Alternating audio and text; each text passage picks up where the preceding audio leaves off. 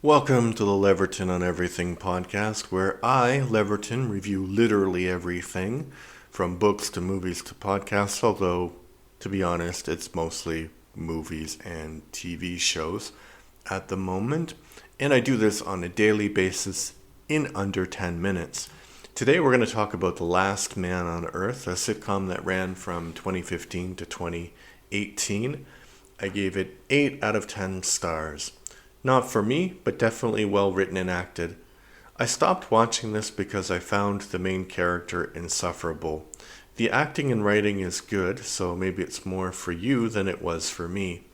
This is a comedy, so it doesn't have to be 100% logical, and this is not why I didn't like it, but here are a list of things that don't make sense in this world.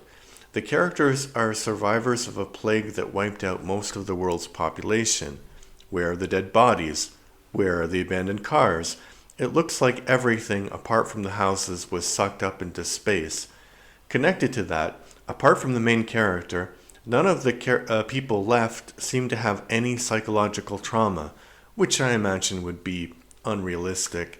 They live in Tucson, and the show has a strange relationship to electricity.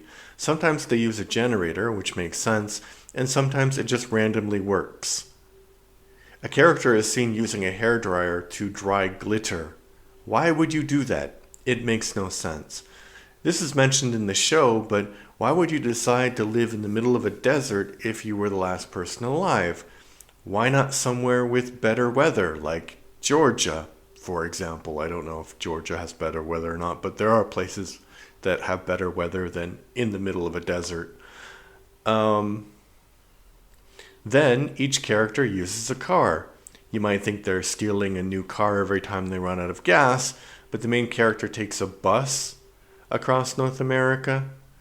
This makes no sense, as gas pumps require electricity to work, so you wouldn't be able to refill your tank unless you broke into a distribution center and stole the gas.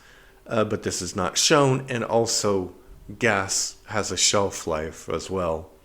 Again, it's a comedy, so these things do not have to be realistic, but it would be good to see a series like that, a series like this, that approached the topic more realistically and without zombies. And in fact, when this show was first on, I tried watching it, and I was like, not for me. But like, I heard about the concept, and I think I did write a short story once about a similar concept where a guy wakes up and he's completely alone. So it's an interesting concept for me, being the last person alive after a huge cataclysm. Like, how would you react to that psychologically? So I did watch it. I did watch a bit of it when it first came out, and then for this review, I watched it again and I tried to give it a chance, but I had the same reaction that I really don't like the main character, and it just rubs me the wrong way. Not just his personality, but his personality as well, but the acting style and all of that, it's frustrating. Okay, one thing that's not frustrating, I have a bunch of other podcasts.